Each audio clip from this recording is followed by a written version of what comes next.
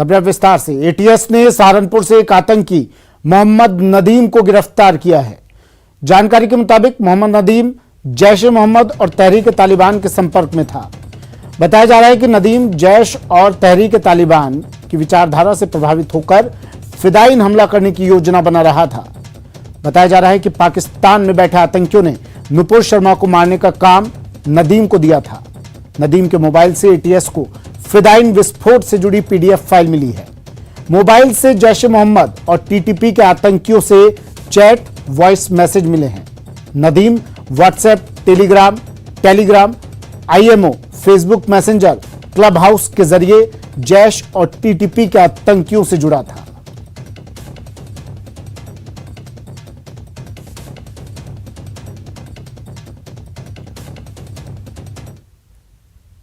घाटी में आतंकियों ने एक बार फिर कायराना हरकत की है। तस्वीरें आपको कुछ दिखाते हैं। ये दो तस्वीरें टीवी स्क्रीन पर। एक तस्वीर में आतंकियों ने सीआरपीएफ टीम पर हमला किया। तस्वीर देखिए, पहली तस्वीर।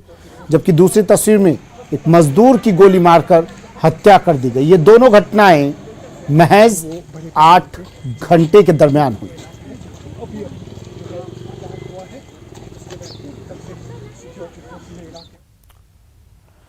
जम्मू कश्मीर के अनंतनाग स्थित बिजबेहरा थाना इलाके में शुक्रवार दोपहर में आतंकियों द्वारा पुलिस और सीआरपीएफ टीम पर फायरिंग की गई, जिसमें एक पुलिसकर्मी के घायल होने की सूचना है। घायल पुलिसकर्मी को अस्पताल में भर्ती करवाया गया है। वहीं आतंकियों को काबू में करने के लिए इलाके की घेराबंदी की गई है। पिछले 8 घंटे में यह दूसरी आतंकी घटना है। जानकारी के मुताबिक बिजबेहरा में आतंकियों की फायरिंग में बिजबेहरा थानाध्यक्ष घायल हुए हैं, जो कुरकादल बिजबेहरा में ड्यूटी कर रहे थे। उन्हें एसडीएच बिजबेहरा में शिफ्ट किया गया है।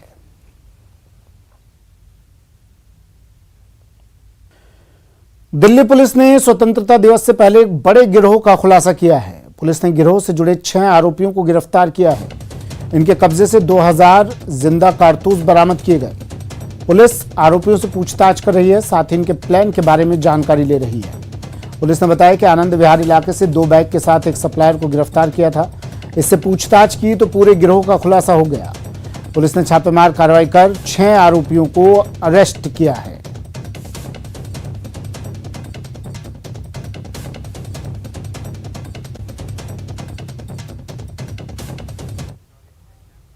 रक्षा मंत्री राजनाथ सिंह ने स्वतंत्रता दिवस के उपलक्ष्य में आयोजित वीर गाथा प्रतियोगिता के सुपर 25 छात्रों को सम्मानित किया।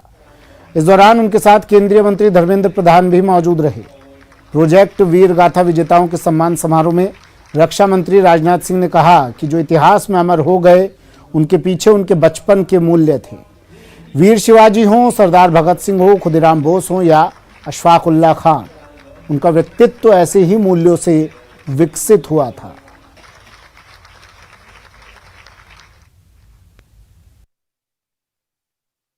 मैंने वीर गाथा में पार्टिसिपेट किया है एक वीडियो बनाकर कैप्टन विक्रम बत्रा जी पर, जिन्होंने हमारे देश के लिए अपनी जान को, अपने आप को शहीद कर दिया कारगिल वॉर में। और अंत में मैं एक बार उनके शब्द दोबारा दोहराना चाहूंगी, ये दिल मांगे मोर। I write a poem on the Vikram Batra name वीरता। जिंदगी अवसर देती है अपनी वीरता दिखलाने को, स्वयं को अमर बनाने को, शौर्य गाथा लिख जाने को। आओ आज सब कथा सुनाए एक शूरवीर बलवान की, प्राण देकर नाम कर गया उस परमवीर जवान की। हिम की घाटी में जन्म लिया, माँ की गोद में खेले खेल, बाल्यकाल से ही था निडरता वीरता उत्साह कमी। Indian Army, like when we utter these words, our heart is filled with pride and respect. And the least we can do is to acknowledge the valor and sacrifice of the Indian Army for the service of a nation. So I made a video reminiscing the sacrifice of Captain Vikram Batra during the Kargil War. Participated in the Veer Gatha contest. I'm obliged and I'm very thankful for the organizers of this event, because they've given such a big opportunity for the students of this country to showcase their talent in such a big way. They gave an stage to showcase our talent, and I'm very thankful for this. I was selected in the field of drawing, and it helped me so much, and I'm thankful for this. मिर्ची बाबा की गिरफ्तारी के बाद मध्य प्रदेश में कांग्रेस और BJP के बीच आरोप प्रत्यारोप का दौर शुरू हो गया है। मिर्ची बाबा को लेकर बीजेपी कांग्रेस पर हमलावर है। दुष्कर्म के आरोप में फंसे मिर्ची बाबा फिलहाल जेल में हैं। कांग्रेस से बाबा के करीबी ने बीजेपी को मौका दिया है। बीजेपी कांग्रेस पर जहां हमलावर है, वहीं कांग्रेस बीजेपी पर ही बाबाओं को संरक्षण देने के आरोप लगा रही है। देखिए, धर्म और धार्मिक लोगों का सम्मान होना चाहिए, लेकिन धर्म के नाम पर जो अपनी दुकानदारी चला रहे हैं, तरह तरह के प्रपंच कर रहे हैं, ऐसे लोगों को संरक्षण देने का काम भारतीय जनता पार्टी सरकार ने किया है। चाहे आशाराम बापू हों या अन्य भी ऐसे भगवा के नाम पर धार्मिक आस्थाओं को आहत करने वाले बाबा रहे हों, सभी को भारतीय जनता पार्टी सरकार में संरक्षण दिया गया। बीजेपी ने कांग्रेस के आरोपों पर पलटवार भी किया है।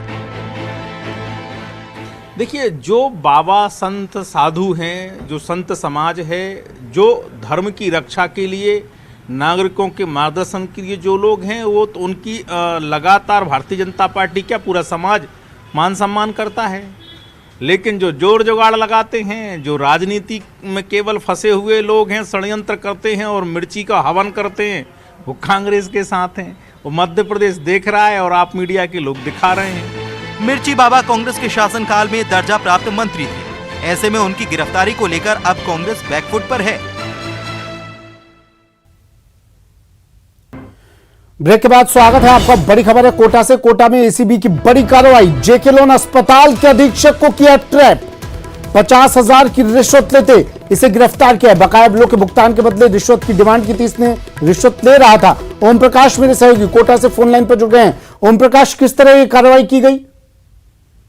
जी, एक परिवादी है, उनसे लगातार परेशान किया जा रहा था। करीब 1,70,000 रुपए के रिश्वत मांगी जा रही थी। हालांकि 50,000 रुपए की रिश्वत लेने के आरोप में इनको रंगे हाथों गिरफ्तार किया है। करीब 30 लाख रुपए के बकाया बिलों के भुगतान की एवज में ये जो जेके लोन अस्पताल का अधीक्षक है डॉक्टर एच.एल. मीणा, उनको गिरफ्तार किया है और फिलहाल एसीबी की कार्रवाई जारी है। उनके आवास व अन्य ठिकानों की भी तलाशी जारी है। आपको बता दें कि ये जेके लोन अस्पताल का पहले भी चर्चाओं में रहा। जब बच्चों की मौत को लेकर जब ये अस्पताल विवादों में आया था, चर्चाओं में आया था, उस समय हटा दिया था, फिर वापस लगा दिया था। ये तो आज ये कहा जा सकता है कि कोटा एसीबी की एक बड़ी कार्रवाई है और फिलहाल एसीबी की टीम पूरे मामले की जांच कर रही है और लंबे समय बाद में फिलहाल ये कहा जा सकता है कि जेके लोन अस्पताल के अधीक्षक को 50,000 रुपए की रिश्वत लेते रंगे हाथों फिलहाल कोटा एसीबी की टीम ने ट्रेस किया है और पूरे मामले की जांच कर रही है। जी, एक लाइन में जवाब दीजिएगा। जब बच्चों की मौत का मामला सामने आया तो उस वक्त अधीक्षक यही थे?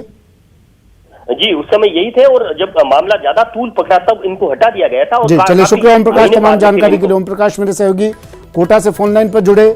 घूसखोर गिरफ्तार, जेके लोन अस्पताल का अधीक्षक ट्रैप।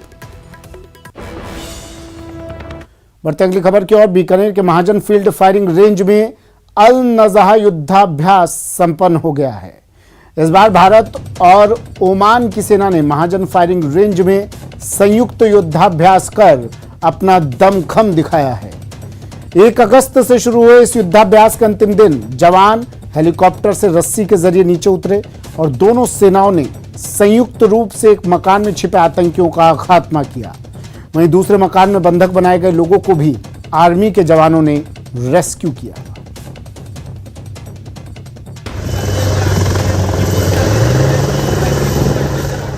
आतंकवाद को मुंहतोड़ जवाब देने की तैयारी के साथ शुरू हुआ सैन्य अभ्यास अंजाम तक पहुंच रहा है। तस्वीरें बीकानेर में 1 अगस्त से शुरू हुई भारत ओमान साझा सैन्य अभ्यास की हैं। आतंकवाद रोधी अभियान पर केंद्रित अल नज़ाह 4 नाम का यह अभ्यास 1 अगस्त से बीकानेर के महाजन फील्ड फायरिंग रेंज में आयोजित किया जा रहा है।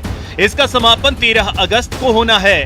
यह अभ्यास महाजन फील्ड फायरिंग रेंज के विदेशी प्रशिक्षण नोड में हो रहा है। अल नज़ाह का पिछला संस्करण मस्कट में 12 से 25 मार्च 2019 तक आयोजित किया गया था। 13 दिनों तक चलने वाले अभ्यास में पेशेवर बातचीत, अभ्यास प्रक्रियाओं की आपसी समझ, संयुक्त कमान और आतंकवादी खतरों का उन्मूलन शामिल है। संयुक्त सैन्य अभ्यास का उद्देश्य भारतीय और ओमान की सेना के बीच रक्षा सहयोग को बढ़ाना है। ये जॉइंट एक्सरसाइज अल नज़ाह 4 के नाम से अभी कल्पनेट हो रहा है। खत्म हो रहा है। 1 अगस्त को ये एक्सरसाइज शुरू किया गया था, जिसमें 57 आर्मर्ड ब्रिगेड की एक यूनिट, 18 मैकेनाइज्ड इन्फेंट्री और ओमान की सुल्तान ऑफ ओमान पैराशूट यूनिट के जवानों ने हिस्सा लिया।